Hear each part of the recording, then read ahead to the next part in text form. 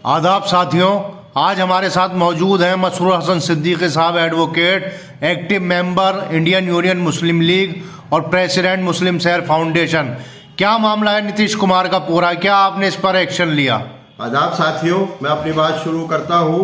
गुरूर तख्तो ताज को मिटते नहीं लगी देर, हया की चादर छीन कर कोई सुरखुरू नहीं होता। नीतीश कुमार की जो वारदात थी 15 दिसंबर की, वो आप सबको आया है। किस तरह पटना में एक प्रोग्राम के तहत जहां आयुष में अपॉइंटेड डॉक्टर्स को अपॉइंटमेंट लेटर दिए जा रहे थे, वहां पर एक जब मुस्लिम हिजाबी औरत जो पर्दे नशी थी, हिजाब में थी, वो अपना सर्टिफिकेट लेने आई तो नीतीश कुमार ने पहले उनसे कुछ कहा और उसके बाद हाथ उनकी तरफ बढ़ाते हुए उनके चेहरे से हिजाब उन्होंने नीचे खींचा। ये बहुत ही निंदनीय घटना है। ये हमारे भारतीय न्याय संहिता का भी खुला उल्लंघन है और जहां हमें fundamental right constitution of India देता है उसका भी उल्लंघन है। बीएनएस की धारा 74, 76 और 79, जिसमें outrage the modesty of women है और वुमेन को डिसरोब करने वाली जो धाराएं संज्ञान में आती हैं, उसी तरह जो हमें संविधान हमें फंडामेंटल राइट देता है आर्टिकल 21 में और आर्टिकल 25 में, जो हम अपने रिलीजियस फ्रीडम देता है कि हम अपने हिजाब में रह सकते हैं, अपने धार्मिक रीति रिवाजों को मान के चल सकते हैं, तो उन हमारे संवैधानिक अधिकारों का भी उल्लंघन हुआ है। तो इस पे अभी तक मैंने ये देखा कि किसी भी हमारी मिल्ली तंजीम ने, हमारे मिल्ली रहनुमाओं ने इस पे कोई आवाज़ नहीं उठाई, बल्कि इसके बरक्स अब आप देखते हैं कभी हमारी जो सिख भाई हैं उनके जो धार्मिक रीति रिवाज हैं, उनके धार्मिक निशानात हैं, उनके रस्म व रिवाज हैं, उसके ऊपर कभी भी कोई बात आती है तो वो पूरी कौम जो है एक जुट हो जाती है और सड़कों पे उतर आती है। अभी हाल में ही आपने एक वाक़या देखा होगा कि शायद मुखर्जी नगर का है, वहां पर एक सिख जो ऑटो ड्राइवर था या टेम्पो ड्राइवर था, उसको पुलिस वालों ने मारा और उसकी पगड़ी नीचे गिर गई थी।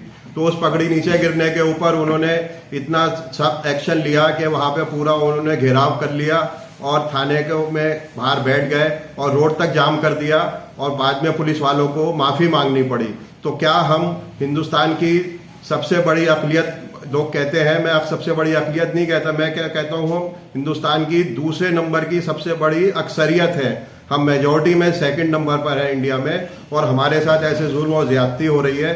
और कौन कर रहा है? मुल्क के एक बड़े स्टेट का वजीर आला, जिसके ऊपर पूरा कॉन्स्टिट्यूशनल। ये हिम्मत कहाँ से आई? ये हिम्मत आपको मैं बताऊं, ये सब पिछले 11 साल से आई है। 11 साल से जो मुसलमानों के ऊपर जुल्म किए जा रहे हैं, आरएसएस की एक सोची समझी साजिश के तहत मुसलमानों को हाशिए पर पहुंचाने की कोशिश की जा रही है। इसमें हुकूमत की पुष्पनाई है, इसमें एडमिनिस्ट्रेशन की पुष्पनाई है और ये सब नीतीश कुमार जो कर रहे हैं, किसके इशारे पे कर रहे हैं? आपने इस पर क्या संज्ञान लिया? इसका संज्ञान मैंने इसमें यह लिया कि मैं यहाँ दिल्ली में बैठा हूँ और वारदात जो है पटना में हुई है, तो कानून के तहत जो मुझे अधिकार है कि मैं यहाँ बैठ के भी उसकी 0 FIR करा सकता हूँ, तो मैंने उसकी 0 FIR कराने की जो मैंने पूरी अपनी अर्जदाश्त है वो DCP central district Delhi police को कल भेज दी है और उनसे गुजारिश की है कि आप इस पे 0 FIR दर्ज करके वो इसको फिर पटना डीजीपी को भेज जाएगी और वहाँ पे भी पटना में इसके ऊपर कार्रवाई होगी।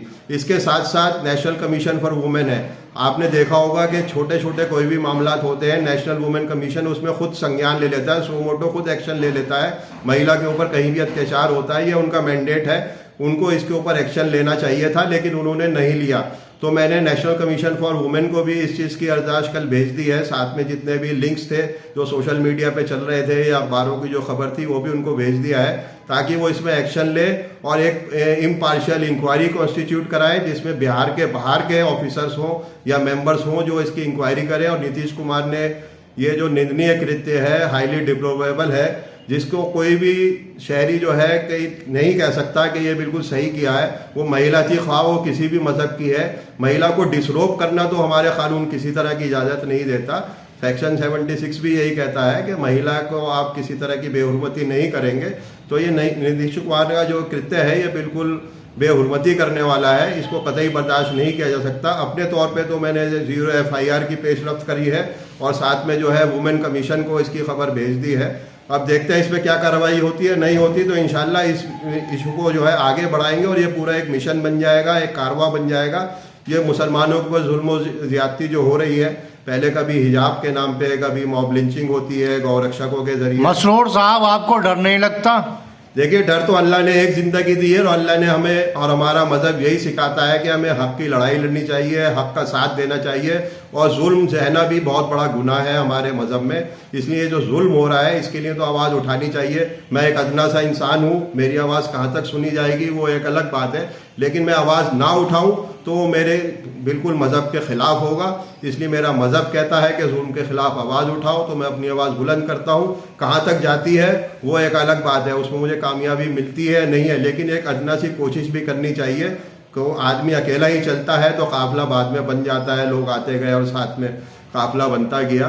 तो ऐसी बात नहीं, मैं इसलिए डरता नहीं हूँ इस चीज़ से, और हमेशा जो है मैं अपनी आवाज़ बुलंद करता हूँ। और जो ख़वातीन है हमारी बहन जिसका वहाँ हिजाब खींचा गया, उसके लिए भी मैं ये कहना चाहता हूँ कि एक शेर है, वो छीन कर आंचल मेरा मुझे रुस्वा न कर पाए, वो छीन कर आंचल मेरा मुझे रुस्वा न कर पाए, हया की रोशनी तो रूह में बसती है सदियों से। तो नीतीश कुमार जी ये समझ जाए कि, और जो यहाँ पे उनके सियासी आकाए दिल्ली में बैठे हुए हैं, कि मुसलमान अगर उठ गया, मुसलमान जो जुल्म ज़्यादती अभी तक सह रहा है, सब्र का दामन थामे है, क्योंकि हमारा मज़हब ये भी कहता है सब्र करो, लेकिन सब्र भी एक हद तक होता है। जब सब्र का पैमाना लबरेज हो जाएगा, सब्र का पैमाना जो है सर से ऊंचा पानी हो जाएगा, तो उसके बाद फिर ये समझ लीजिए कि किसी जालिम का जो जुल्म करने का जो है वो हमेशा नहीं रहता। बड़े बड़े जालिम, बड़े बड़े जाबिर लोग आए, बड़े बड़े हुक्मरान आए जो अवाम के ऊपर ज़्यादती करते थे, अल्लाह ताला ने उनको नेस्त नाबूद कर दिया। और हमेशा कोई नहीं रहता, चढ़ता सूरज हमेशा ढलता भी है। और आखिर में मैं अपनी बात ये कह के ख़त्म करूँगा, दीगर सियासी जमातें क्या इस मामले में आगे आई? इंडियन यूनियन मुस्लिम लीग की जो ये पहल है आपके ज़रिए से, इसमें दीगर सियासी जमातें खामोश क्यों? मैंने तो ये देखा ना, सब अपना ज़ाती मफाद सोच रहे हैं। सियासी जमातों को छोड़िए, उनका तो सियासी वो अपना अच्छा बुरा सोचते हैं, उनको तो वोट की राजनीति करनी है। लेकिन जो मिली तंजीमें हैं जो सिर्फ इस मकसद के लिए कायम की गई हैं कि कौम की, मुस्लिम कौम की फलाह और बहबूद के लिए काम करेंगी, वो मिली तंजीमें भी आज इसमें साथ में नहीं आ रही हैं। मैं ये कहता हूँ कि आपके मसलकी इख्तलाफ हो सकता है, आप अपने अलग अलग मसलक की आपने तंजीमें बना रखी हैं, लेकिन ये मुस्लिम कौम के ऊपर प्रहार है।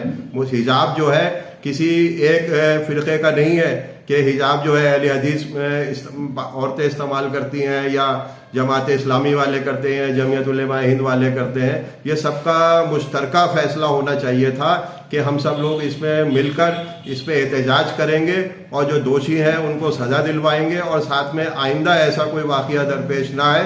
तो उसके लिए भी हम हुकूमत की तरफ से इस तरह की पूरी एक वो चाहते थे गारंटी कि मुसलमानों को जो आइनी हकूक़ मिले हुए हैं उनको पामाल ना किया जाए। तो इसमें सब लोग खामोश बैठे हैं। मुझे बहुत अफसोस है कि सब लोग अपनी जो जिम्मेदारी है वो उसको निभाने से कासिर रहे हैं। मैं अपनी बात ये बात कह के ख़त्म करूँगा, जुल्म जब हद से गुज़रता है तो मिट जाता है, जुल्म जब हद से गुज़रता है तो मिट जाता है, तख्त गिर जाते हैं जब गुरूर सर चढ़ता है। अस्सलाम वालेकुम।